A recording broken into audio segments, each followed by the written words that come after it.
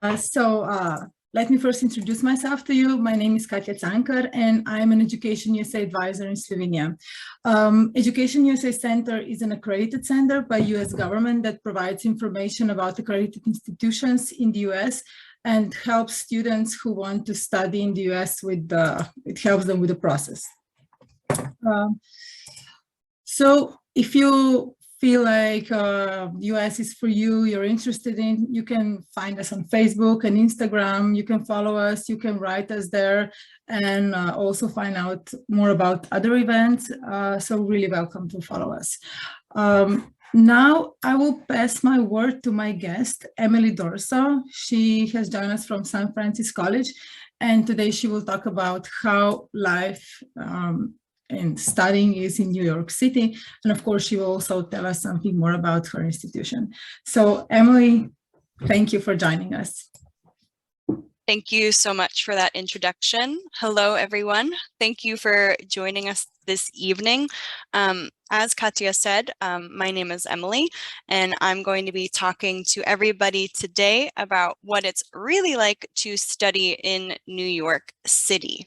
I know that everybody has heard of New York City before, but the movies and the TV shows don't always best represent what it's really like to be a student here. So that's what I'm here to talk to you about today. So today we'll cover a little bit about the geography and the history of New York City. I hope for it to not be boring. Don't be scared. And then I'll share a little bit about where I work, which is St. Francis College. So like I said to you before, my name is Emily. I am the Assistant Director of International Admissions at St. Francis College. We are located in Brooklyn, New York, in New York City. Some of you may know where that is, others may not, but hopefully after we have our conversation today, you'll have a better idea of where that is on the map. But first, I want to start by just talking about New York City in general, right? So if you're on this call or living on this planet, I'm sure that you've probably heard of New York City before. In particular, New York City appears a lot in popular culture, right? So you see here, I am showing you some famous American TV shows and movies here. I'm not sure if any of them are familiar to any of you, but all of these shows are currently or were in the past filmed in New York, right? So it's very common for it to appear in popular culture. So this first picture, if you've never seen this show before, was a show I would say probably 10 years ago now. So called Gossip Girl, if you've ever heard of it. I think it was on Netflix at one point. I don't know if it still is. In the bottom right, you will see a picture of the little bit older show called How I Met Your Mother. Top right, Spider-Man, and bottom left, Pose. And then, of course, we have the big one, right? The one that everybody tends to think of when they think of New York City. So if you don't know what show I'm talking about, and also movies, because there are multiple movies, this would be, of course, Sex and the City. Right. So New York City appears in a great deal of popular culture and is typically one of the main characters in a lot of these shows, a lot of really important stories. And I think it's important to talk about story because while New York City is a main character in famous movies and famous TV shows, it can also be a main character in your story. Right? I'm assuming if you are on this call, you are potentially interested in deciding to move to New York City, which is a really big decision. And so I'm here to talk to you today more about New York and how maybe it can become a character in your story, in your next chapter, as you're interested now in studying. So here, I just wanted to show you a little bit more of how New York appears appears in these pop culture movies and shows. Some of these movies you may recognize, some of them you may not. But after this, I'm going to show you where some of these places are on the map. Because one of the big differences when studying in New York City, if you choose to study in New York City, is that the city itself is your campus, right? So New York, these streets that you're seeing in this video right now, these famous movies, this would be where you could go after class. You know, on the weekends, if you see right there, that's an image of the Brooklyn Bridge. Those images you're seeing right now are right by our campus, actually, at St. Francis College. Very famous images that could potentially be, you know, where you're walking if you choose to come study here in the future. So I want to jump now to talking more about New York City as a location and what that actually means, right? Because I've traveled quite a bit and I've learned that when people talk about New York City, what they're really thinking about is one very, very specific place. They're thinking of Times Square, which is right in the middle of Manhattan, which you'll see in the middle of this map right here. Which is probably one of the most famous areas of New York City. So when you talk about traveling to New York City, visiting it, if you haven't been there, what you're probably talking about doing is going to Manhattan. So New York City actually is made up of 5 boroughs. We call them boroughs. And so there are these 5 parts. The 5 parts of New York City are Manhattan, one of the most popular. Then you have Brooklyn here in yellow, Queens here in orange, the Bronx up here in red, and down here at the bottom is Staten Island. So Manhattan, Brooklyn, Queens, the Bronx, and Staten Island are actually all New York City. They all make up New York City, which is important to note because, you know, if you say, oh, I'm visiting New York City, it's going to be very different if you go to Staten Island down here than if you decide to go to Times Square, which is located in Manhattan, like I said. So I'm just to give you a bit of perspective, want to show you where New York City is in New York State. Right. So if you know anything about the United States of America, you know that there are 50 states in total, and New York is one of those 50 states. So this is the state of New York. New York is very large. New York probably is similar in size to some countries in Europe. So it's very big. New York City, as you can see, like this is the map we just looked at before of the 5 boroughs of New York City. And then down here is where New York City actually is in New York State. Right, so New York State up north in some of these other areas, right? This blue, this green, New York State is known for actually nature, right? The opposite of New York City. It's very mountainous. Up above the yellow and the green is there are lakes over there. We also border the country of Canada. So Niagara Falls is up in the green, but it could take you hours and hours in a car to drive from this part you see down here of New York City all the way to the top of the state. That could take you 8 hours, 10 hours. It's a long drive. So the state is very big. And if you come to New York City, you'd be in this little pink part right here, right at the bottom. And then of course, this is where you find New York State in the country of the US. So New York State is red right here. And so we are on the East Coast, which does actually make it a pretty good option for students coming to study from Europe because the connection is very good.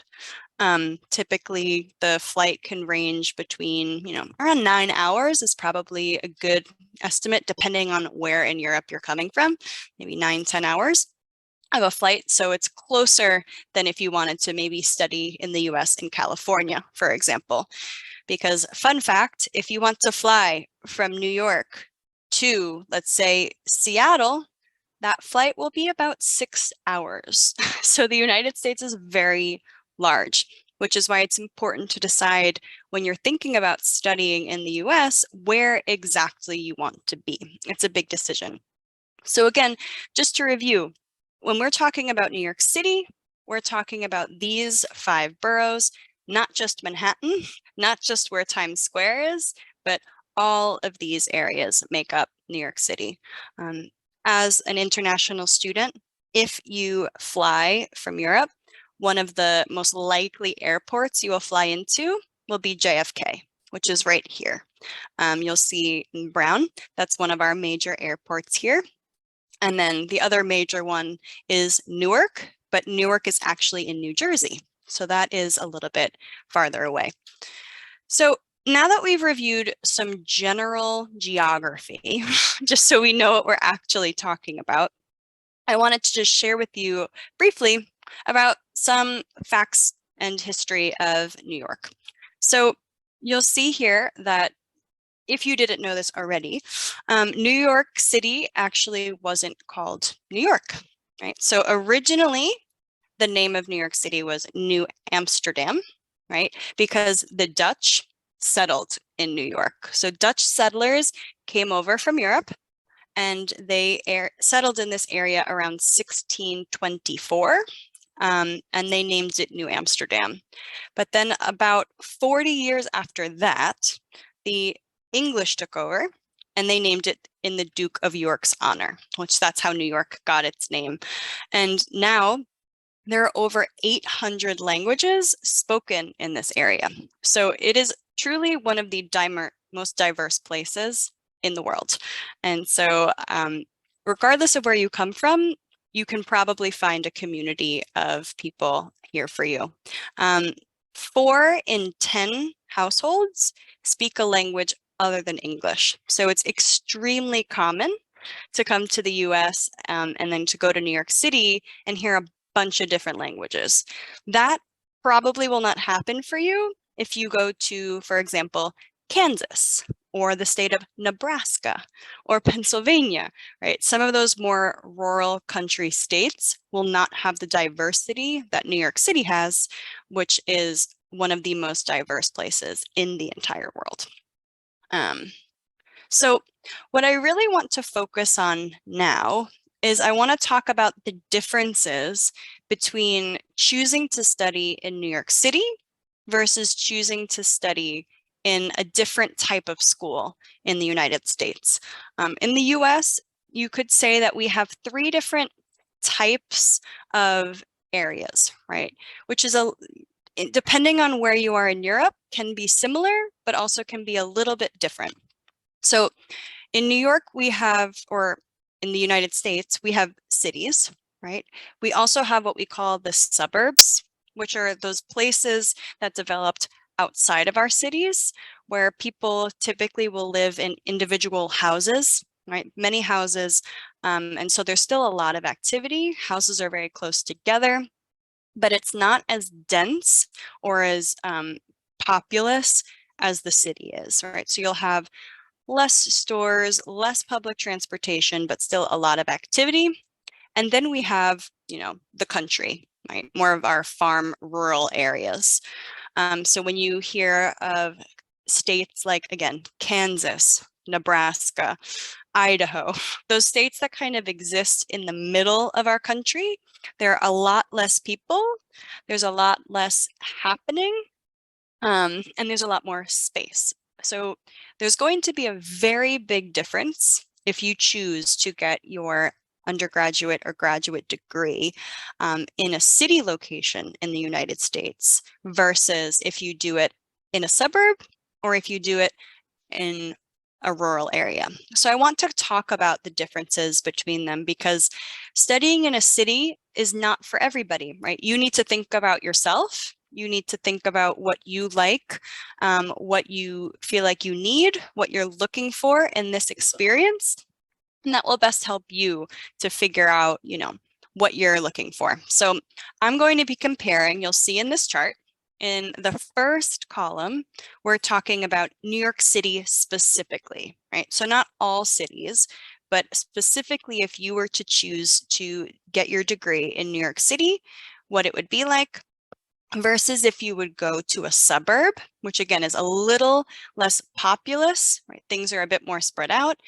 And then versus a rural area, so more like farmlands, less populous. Again, think Kansas, Nebraska, states like that. So the first row you'll see here speaks to population. Like I said, New York City has an extremely high population. It is the largest city in the United States. There are almost 9 million people there, right? A lot of people. So because of that, you get what I told you earlier, over 800 languages spoken. You can meet people from all around the world. You'll see a lot of the diversity exists in the restaurants that we have, in the shows that we have. Regardless of where you come from, there's probably a neighborhood that is well represented by that country, restaurants from that country, food, communities. So that's what you get when you have a large population. If you were to study in a suburb, you're going to see significantly less people depending on where you go. And then of course, in the country, right? If you go to a school that's in Nebraska, for example, right? Most of the people you'll be interacting with are other students at your school, right? So there'll still be a lot of people, but your community is not going to typically be people who are living their day-to-day life. The only people you're going to see are other students because you're in a place that's far away from other cities. Right, so that's something to keep in mind. If you're interested, for example, in going and networking and meeting a lot of business people at different organizations because you want to study management or finance, well then going to study in a country may not be the best choice for you, right? It depends on what you're looking for. The next line talks about transportation, which is big because typically if you are an undergraduate student after high school, you're going to go to the United States and you probably will not have a car. So something to think about. If you study in New York City, you have every form of public transportation you could imagine, right? So we have the subway, which you've probably heard of. There are trains, which are different than the subway. We have city buses, right? Public buses that take you around New York City, but buses will also take you to other states. So if you ever wanted to visit Philadelphia or Boston, Washington, D.C., you can get trains and buses from New York City directly. And then of course, taxis and ride shares, so Uber or Lyft, right? Any form of transportation, you can find it in a city. Now, if you go to the suburbs or a more rural area, around your campus, right, you will probably have different forms of campus transportation to help you get around campus, but it may be a little bit more difficult to get to other places, right? So you have to organize yourself, right? In a rural place, there won't be as many bus options, for example. There won't be always trains that go to that city. And so if you don't have a car, it's something to think about because it may be a bit more challenging to, again, get off campus if you want to do things off campus. The next line you'll see is about the different attractions that you can experience. So New York City, because it's a major location, right? Basically anything that you could think of will go there. Concerts, sporting events, museums, parks, they're all going to be accessible to you by public transportation. So there's a lot of things to do and there's a lot of diversity. So if you're someone who loves the theater and really loves drama, wants to be an actor, whatever it may be, you could go see shows on Broadway. There are movie theaters, there are concerts. Whereas if you were to study in the suburbs or the country, you may be hours from a location that has an arena for a concert, or things may just be less available. But if you're a person that's not something that really interests you, you may not care, right? You may be someone who wants to be on campus more, experience the campus life, and you don't need some of those external events, then maybe something like that won't matter to you. But it is something to keep in mind.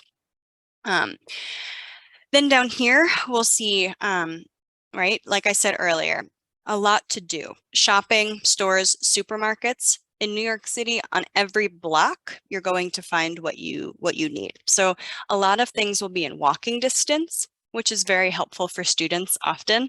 If you need to go get groceries or you need to pick up any type of item you may need, you can either walk there on your own, or you can, again, take the subway, take the train, take a taxi, and you'll have a lot of different options, right? So in New York City, there are going to be more international brands.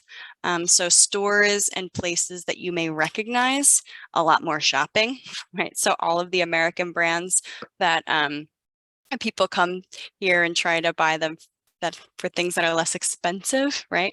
That will all exist in New York City. Whereas in the suburbs, you'll still have options, right? So there'll still be, supermarkets and stores that meet your needs, but maybe a little bit, maybe less so with options, right? And you may have to take a short drive to that place. Maybe your school or university will provide you public transportation, but you will need to drive, right? You probably will not be able to walk to those locations. And in a rural location, definitely not, right? So you'll have to go a little bit farther to get some of those supplies if you want to get off campus. So something to keep in mind. And then the last row, right? The last row is that in New York City, the campus is the city, right? So schools in New York City are not always going to be like schools that maybe you see in movies. When you see colleges or universities in movies, they're living on campus and they're all separate, right? And they're in their own little community. The difference is in a city, the city becomes your campus, right? So if you've always wanted to live and explore Manhattan, for example, that's a great option for you, because you walk out of our campus building and you're on the streets of New York City, like the movies that you saw, right? Things like beaches or mountains, you're going to need to drive there, right? So New York City, Manhattan in particular, does have some rivers, right? Because it's on the coast. So you do have access to parks and water views.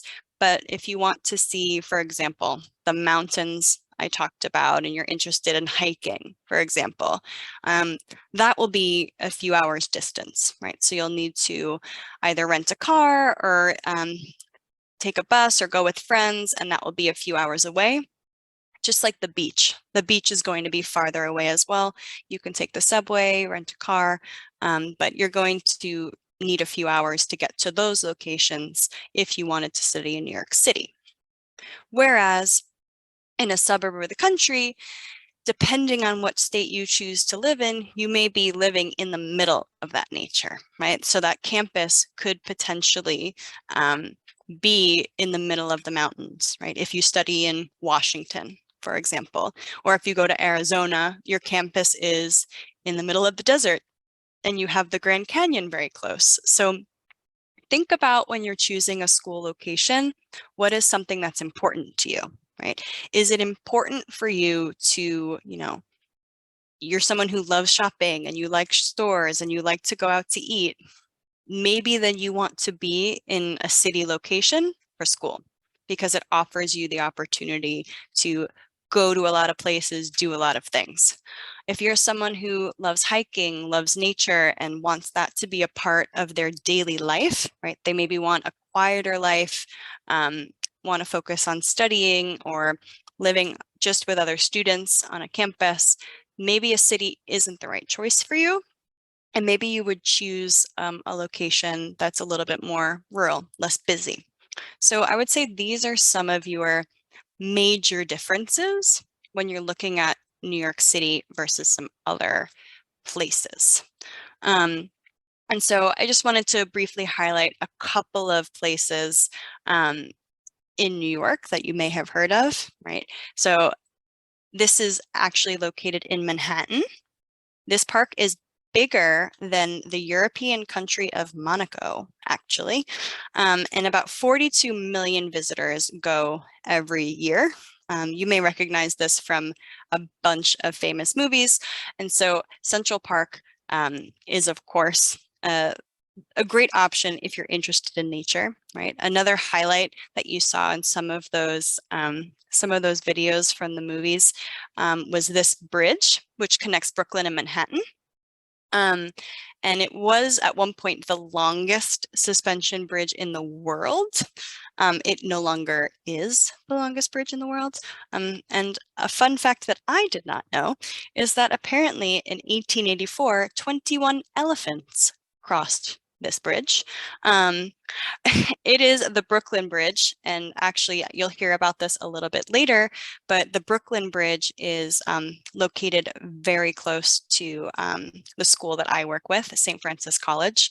This is a bridge that pedestrians or people can walk back and forth over the East River from Brooklyn to Manhattan. So you could walk from one bridge to another. And if you've ever been on Instagram or TikTok or anything and seen this picture, which is probably very possible, this bridge is specifically the Brooklyn Bridge. And like I said, New York City, known for its activities and its sports. So if you came to study in New York City, there are all of the American sports are here, right? So basketball, baseball, hockey are our big ones. Football, American football, actually takes place in New Jersey, but there's that as well. And then we do have some soccer teams that play there now. It's obviously less popular in the United States, but there are soccer games as well, if you're someone who's interested in sports. So now that I've shared a bit about studying in New York City in general, I wanted to talk to you about one of the options that is available to you, which would be St. Francis College, right? So I work at St. Francis College as the Assistant Director of International Admissions. And I wanted to share with you, if you're thinking, you know, my next chapter for me, it's really important to be in New York. I've always wanted to go. I wanted to share one of the options that is available to you. So St. Francis College is located in Brooklyn Heights, one of the safest neighborhoods in Brooklyn, in New York City. We have over 70 undergraduate majors. We have an honors program that our international students are encouraged to participate in if they have the required GPA. We also have graduate programs on our campus. We have 5 graduate programs. And so there are over 2,400 students at our school. So you may be thinking that's a very small number, which in the US, it is. Some schools you may be looking at, you may see have over 50,000 people at them, right? Those universities are probably going to be in those rural areas that I told you about typically, right? So your community becomes that community of students of 50,000 people. The opposite is New York City, right? So New York City as a place has almost 9 million people. So your school having only 2,400 is actually a great benefit because it allows you to find a place of community when, if you step out of the building afterwards, you know, you have access to a lot of people. So it makes it more manageable, right? There are over 600 international students at our school that represent 79 countries. So the map you see here on the right, this map is a map of where all of our students at SFC come from. So if you see one of these little dots, that means we have a student currently on our campus that is from that place. So you can see our students come from all around the world. Because our school is smaller, our class sizes are smaller. So you may have seen in American movies that sometimes when students are in a university lecture or class, there are 300 people in their biology class, right? You're in a giant room. That's not going to happen at St. Francis College. St. Francis College, because it's so small, it's going to be a typical average of 16 students to one faculty member, one professor.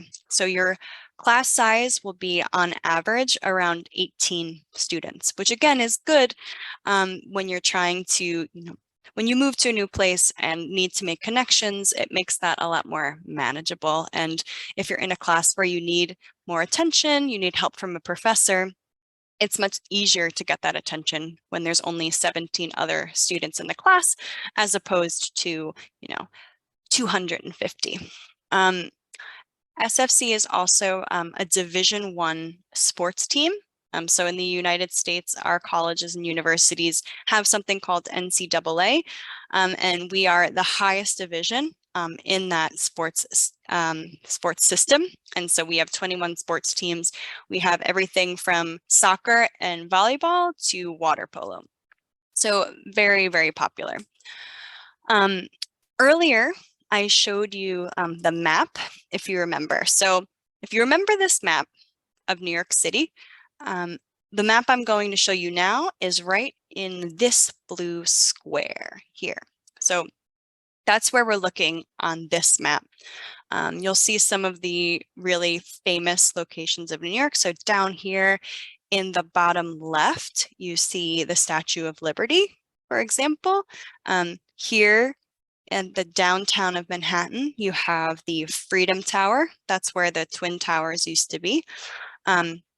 Not on this map, but north would be Times Square, Central Park, right? And when I showed you the Brooklyn Bridge just now, that's this bridge right here.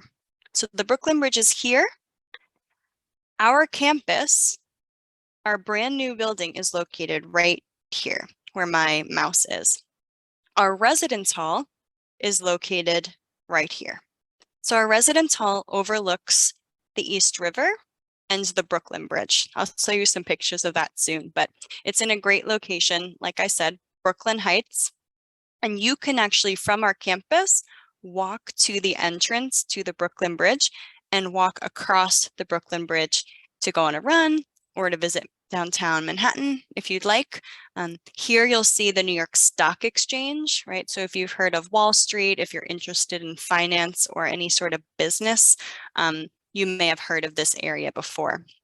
It's a very important area of our financial district in New York and in the world. So this is where St. Francis College is located, very close in a very great area. This is our brand new campus. So in September, we opened up our brand new building. You'll see some photos here. And all of this space is dedicated to our students. So actually no one on our campus has an individual office space. We've dedicated our space to students. And so you'll see a lot of students, for example, this right here is where our cafeteria is located. And so students will typically eat here on the stairs, or they'll walk up to go to other classes. They'll meet in between classes to sit with their friends, study. So you'll see students all over. Here you have the library. Here's our welcome area. And then here you have our residence halls. So just so you know, if you are an undergraduate student, so that means you're leaving high school and entering as a first-year student, you can live on campus at our school.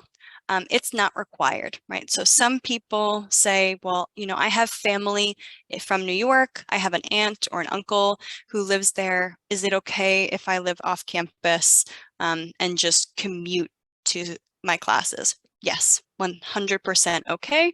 We do not require students to live on campus. However, As you can see here, the views from our buildings are fabulous. So it's a great place to stay. You'll see that some rooms have a little kitchen area. So they have a microwave, a refrigerator, and then depending, there are different housing options. So you could choose to either live with one other person, two other people, three other people, depending on what you're looking for. There's, of course, internet. We have 24-hour security, right? That's always a big question when people hear about New York City safety, right? So both our residence halls and our campus building have 24-hour security, which, and we have relationships with the police in the area. But again, Brooklyn is a very safe, Brooklyn Heights in particular, is a very safe area. There's also a rooftop deck or terrace on this building. So this great New York City skyline that you see, sometimes they'll do community events in our residence halls for students living on campus. So they'll show movies up there, they'll have parties to celebrate different holidays. So it's a good opportunity to meet other people if you're coming from far away and want the experience of living on campus. As I mentioned, these are undergraduate majors. So we have over 70 majors to choose from. If you're interested in STEM programs, so that's our sciences, our technologies, we do have some of our popular programs are biology, which we do have a pre-med track, medical technology. We have programs in finance, management, accounting, which our accounting program is ranked 33 in the country, economics. If you're less interested in STEM programs and you're more interested in the liberal arts, we have programs like that too. So we also have programs in advertising and public relations. We have programs in international and cultural studies, which again is great if you're interested in, international relations. For example, the United Nations has their location right there in Manhattan, and you could go there. We've had students visit there in the past. So another great reason to study in New York City is you can connect your degree to real places and actually go to these businesses, because most businesses do have headquarters or at least offices in New York City. So another great option if you're looking to get your degree here in the States. These are some of our grad programs, right? So we have grad programs in accounting, psychology, project management. And so a lot of students, of course, ask about scholarships. That's one of the biggest questions we get, which of course makes sense. So our students don't have to submit extra application materials to receive a scholarship, right? So if you apply, and just so you know, the application process is very simple. Our application right now is free, so you don't have to pay to apply. It's an online application. We also then would need a copy of your official transcripts from high school, and we would need your English proficiency results. And we accept most English exams. So we accept TOEFL, IELTS, Duolingo, ITEP, most exams we offer that you can find on our admissions website. I'll post in the chat at the end of this where you can find that information.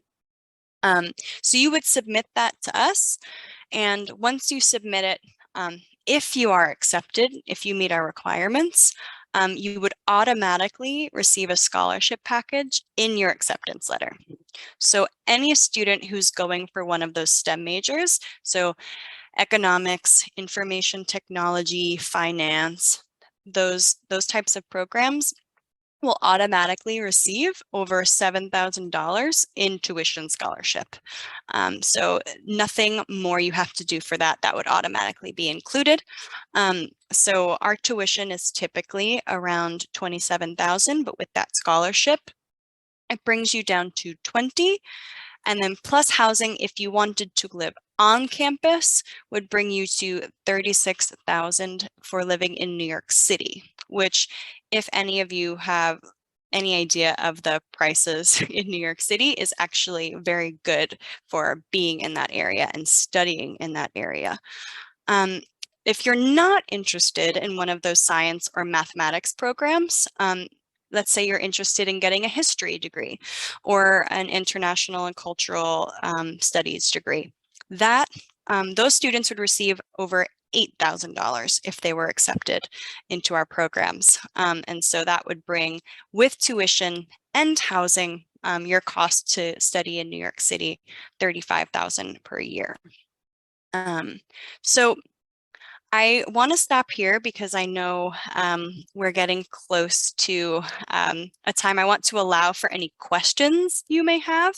But before I turn it over to you and answer any questions, I want to write in the chat to everyone our website, which is very simple, sfc.edu.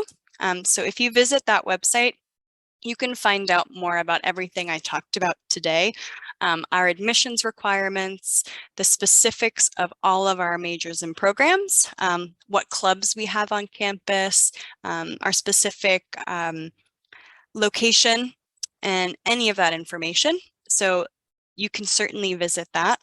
And I'm looking forward to answering questions both about St. Francis College, but also just about studying in New York in general. I did not start by saying this, but I am from New York originally, so I will do my best to answer any general questions you have about New York, about studying at an American institution, or specifically St. Francis College. So I want to open up the floor now to any questions.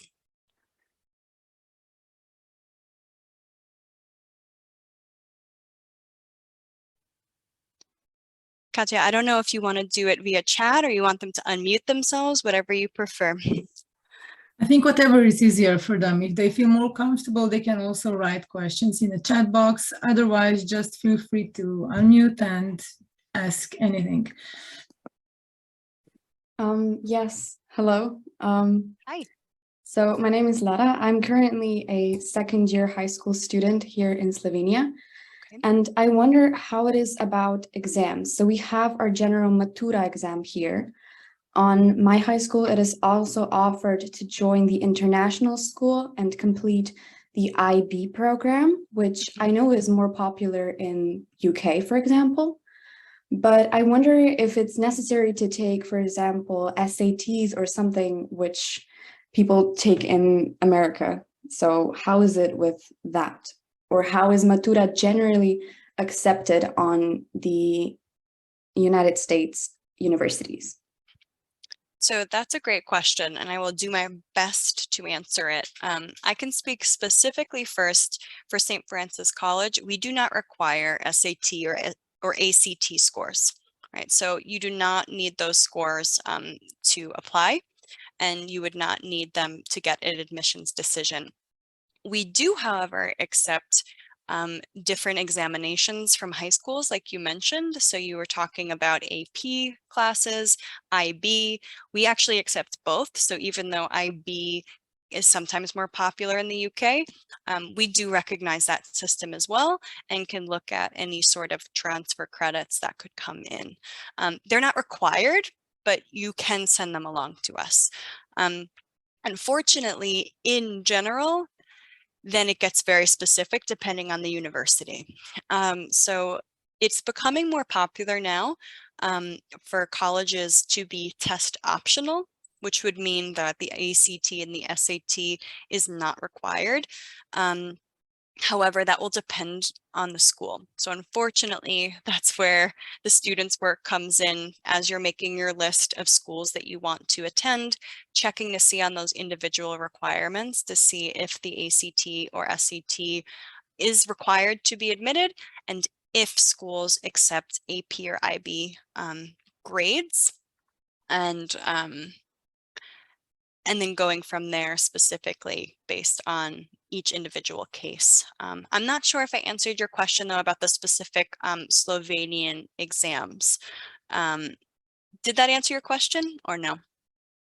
Yes, thank you. I was just wondering more generally just if it's possible to sort of enter the American grounds with Slovenian matura, because I think it's more like it's different than the American system overall. Yeah. I can just add to that, Mhm. maybe. Yeah, definitely. I haven't seen that any school would require IB specifically.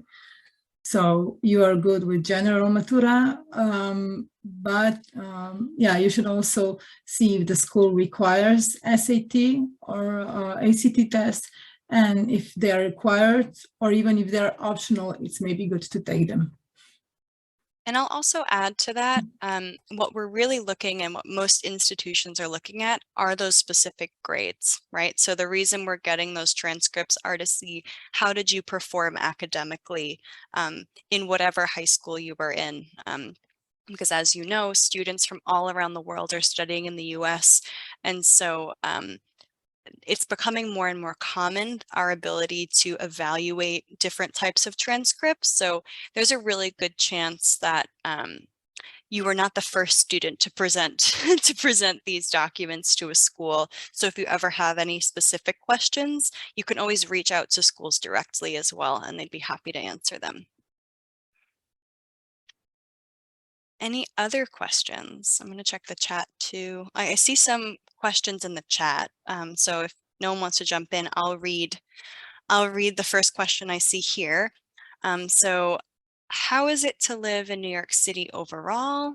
Expensive or cheap? What follows when you finish college? Is it hard to find a good job? There are a lot of good questions there. So in general, I would say, how is it to live in New York City? New York City is expensive, just like most cities are expensive, right? So I'm sure all of you are familiar with the cities near you that tend to be more expensive. The good thing about New York, though, is that though it's very expensive to live there, the longer you live there, the longer you know the places to go to get really good deals, right? So the really inexpensive pizza, the really inexpensive dinner. So those places, of course, exist. It depends on, what you're looking for. But it is one of the more expensive places to live, both in the US and in the world, just like it would be in London and Berlin, right? So that is something to keep in mind. And then the question about when you finish college, if it's hard to find a job, that's a very tough question to answer because there's so many variables, right? It depends, what are you studying? What job are you interested in getting? What field do you want to explore? So it of course depends also on, what we're living, what year we're in, and what's happening in the world. What I will tell you is there's nowhere in the world you could meet more people doing so many diverse things than in New York City, right? So if you have an interest, it's probably here. And like I said earlier, every company probably has some type of office here. So it makes it easier to get jobs that are closer to your field of study, close to school, right? And that hopefully will help you get that job after you graduate, gain experience. While you're in school, you can volunteer locally, you can get an on-campus job. So I think that what happens after college depends on the student. It depends on how engaged you are when you are, in school, right? Do you just go to class, go back to your room, play video games and go to bed? Or are you joining clubs and organizations? Are you making connections with your professors? Are you trying to get an internship? Those things will all affect what happens after college. College is just the environment. What you do in it is completely your choice. Next question I see here. Can you choose the subjects in your courses, undergraduate courses, or is everything predetermined? That's a great question. In general, you probably know that the American higher education system is very different than in Europe. In Europe, I think it's pretty predetermined. In the US, we have what we call a liberal arts system. And so in general, you'll probably have to take a lot of different diverse classes. So there often is choice there. And you'll be able to choose what we call electives. So those are classes that you have some more choice. Like maybe they'll say, you have to take a social science, but you have 5 options and you can pick which social science class you want to take. Of course, it also depends on the major, right? Something like maybe, for example, pre-med biology or nursing is going to be very strict because they have a very strict system to follow in order to graduate. But if you're in a degree like history or international and cultural studies, advertising and public relations, you'll have more of that flexibility, I think. I think those are the only questions I have in the chat. Is anyone else on the call want to either type in a question or take themselves off mute and ask anything that we haven't answered yet? Okay, then I'll pose a question, I guess. Maybe what would you suggest for us to do when we first come on campus if we do so? Ooh, that's a good question. I'm going to make my answer general to not just St. Francis College and really any college. I think to be successful at an American institution, it's important to connect with people, right? So have relationships with your professors, meet other students in your major, right? Because when you study abroad, right, and that's what all of you would be doing, studying in a country that is not your own. I've done that myself, and I know that building community is very important. And so my recommendation to you would be to meet really key people, speak to really key people. So an office for international students that's always going to be important is the office that, again, specifically works with international students. Some schools will call it International Student Services, ISS, ISSS. The name will vary depending on the school, but that's the office that will help you with your I-20, with your student visa.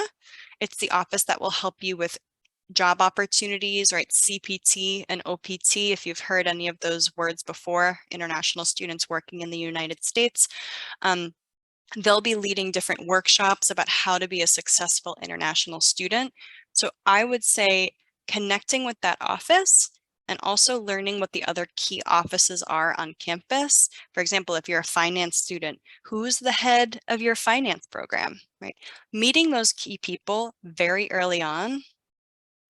Typically in the US, a degree takes you 4 years. Undergraduate, you have 4 years to build upon a really strong foundation. So that would be my recommendation, because once you leave, you can't go back. You can't meet the people, but you have the people forever. So those connections are really important. You're welcome.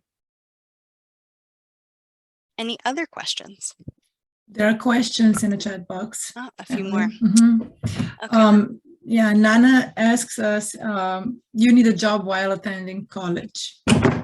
You do not need a job while attending college. A lot of students choose to do that so that they have obviously more funds to be able to, you know, have a life outside of school, right? So if you come to New York City, but you can't afford to go out to dinner with your friends, it may not be that fun. So a lot of students will choose to work on campus just to help them afford to live or to, you know, earn money to go out and do fun things in the area, but it's certainly not required. Now, of course, different programs across the United States and across majors may have different internship opportunities or requirements, and that will depend by school and by program. And there's another question from Luca. What if we do not have the $36,000? Maybe I can answer that. Well, there are also other scholarship options. So I suggest like you really see like all the possible funds available. like I can mention one that is really good. This is Ad Futura Scholarship. It is administered by Public Scholarship Fund, where also Education USA Center is located and working. So this is a very good option, and you can actually get up to 30,000 euros per year. However, it is a bit limited for undergraduates. You cannot get scholarship for social sciences, humanities, and fine arts. So these are limitations for undergraduates. Other fields like natural sciences, technology, health sciences, you can get that money. And then for graduate studies, there are no limitations regarding field of study. And then you can have like choice scholarship, state scholarships. These are a bit lower, but still, like it can help you gather the funds. Okay. Okay, next question in the chat I'm seeing. Can you give an example for how many subjects you can choose, for example, if your major is psychology? That's a good question. So students that are international students in the US, they need to be considered full-time. So you'll normally be taking at least 12 credits to be on campus. But typically you can take often up to 18. It depends on the school. So that can mean you're taking anywhere from 3 to 6 classes each semester, depending on the school.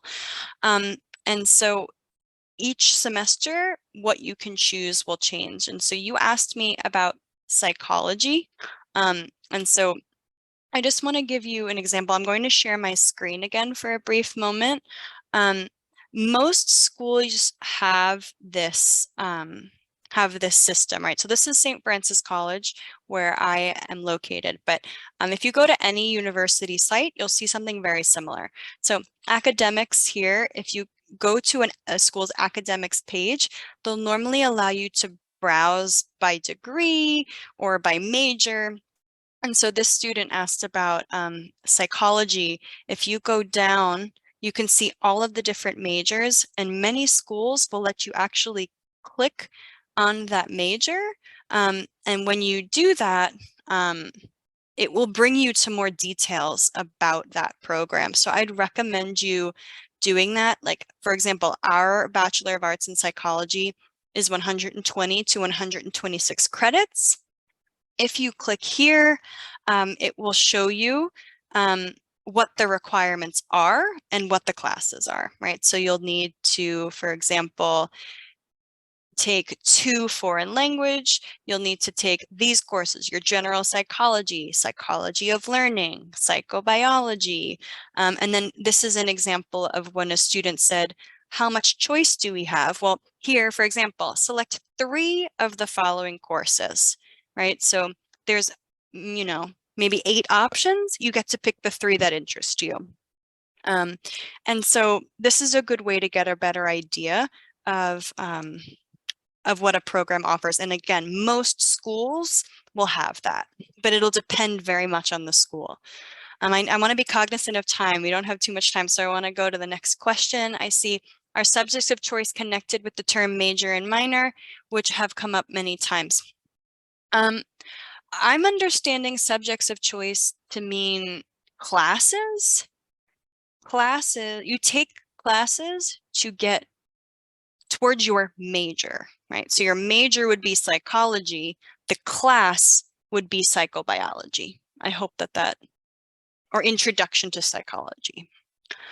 Can I study 2 different things at once? Yes, you can, right? So you can certainly talk about doing a minor or different degrees. Can you get and keep scholarship if you are studying in the US? Katya, I'm going to let you take that one. Yeah, it's actually the same. Like you can, the only important thing to keep in mind is that the institution is accredited. So basically you can get a scholarship for studying anywhere, and it's actually 1 times higher. So if you have like originally 150 euros, you will get 300 euros for studying abroad. Plus you will get extra a bit more than 80 euros for living outside your hometown. So basically, yeah, you can. Can I ask a question about scholarships as well? So I checked out Ad Futura scholarships, and for undergrads, it's limited by the Classius qualifications, right? Yeah. Are there any other scholarships maybe available for the O4 qualification? Like, what do you want to study? That's finance and economics. Uh, Because you didn't mention it before, and when I checked this year, goes under social sciences, so it's not funded for undergraduate studies. However, the other options would be choice scholarship, and then some municipalities like Ljubljana and some others, they have special scholarships for those. Otherwise, you would have to look for a scholarship at the institution where you go to.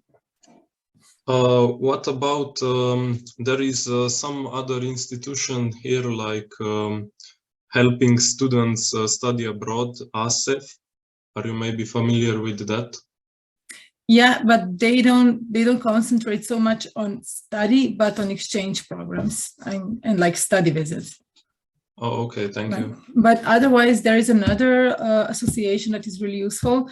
It's called UTIS. This is Association of Students who got their degree abroad. So any country you are interested in, you can contact them and maybe get connected with students who have studied either in US or maybe Netherlands or any other country. So that's also a good source of information. Thank you. You're welcome. I just have one more question for Emily. I would say, so basically where you had that screen where it said graduate degree programs, and it said you can get an MA in psychology in 2 years. And then at the bottom of the screen, it said that you can get an actual degree in 5 years. I'm not sure I understand that completely. Totally fine. Good question. So we have a program that's actually a 5-year program that what that means is you start as a first-year freshman, an undergraduate student, right? And you would do your 4-year psychology bachelor's degree. And in your 5th year, you go for your master's in psychology. So instead of doing a 4-year degree and then a 2-year master's, you get rid of 1 year and you do the bachelor's and the master's all in 5. Does that make sense? Yeah, okay. Thank you. So that basically means that like 36,000, it's for 1 year. So basically 5 times that amount of money. So good question. So typically that's our undergraduate rate, right? So that would be for 4 years of the program. And then that 5th year, we would need to just specifically look at that major and kind of see how that breaks down, because pricing for the scholarships I showed at the end was for undergraduate students. Graduate students, the structure looks a little bit different. They pay per credit. So it would be, but a good idea would be that price for 4 years, and then the additional 5th year. If you wanted to contact me directly, I could give you a bit more specifics on what that would look like. Okay, thank you. And speaking of that, I actually put my contact information in the chat. So I put a few links. The first link I put was to our international admissions page. So if you're interested in learning more about St. Francis College and want to see the admissions requirements, that's the first link I put in. And if you actually want to apply and be contacted with the specific requirements you need to apply, I put a link to a form that you need to fill out. It's called our inquiry form, and I'd get back to you with some next steps about your application process. And then I did include my email in the chat. So if you think of more questions after this talk, like the one I just got, that's a little bit more specific, you can also email me and I'd be happy to get back to you and just say that you were on this call today, and that'll give me some context, which will be helpful. I will just answer the last 2 questions that were about combining scholarships.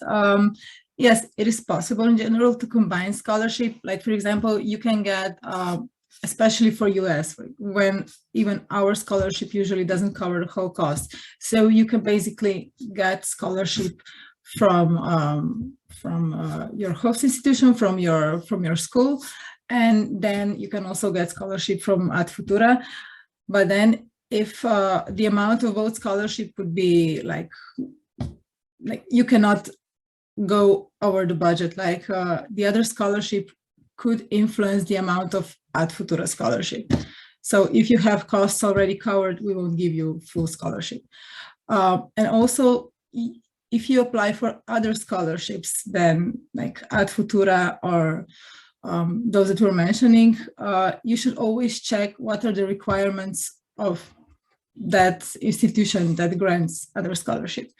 So Ad Futura can be combined with some, not with choice and not with state scholarship, but with others, yes. So I hope I answered this question. Okay.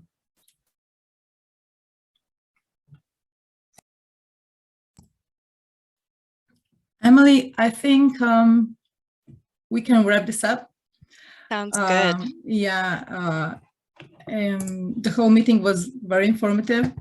A lot of information that I think will help students when thinking about where to go to study. So I really thank you for your time. I would like to invite you again to follow us on Facebook, to follow us on Instagram, to contact me. I will also type in my contact here. So you can also write me about either study in US or about scholarships. So just a second. So this is my contact. Thank you everybody for joining us today. And yeah. It was so nice meeting you. Good luck in your college search process.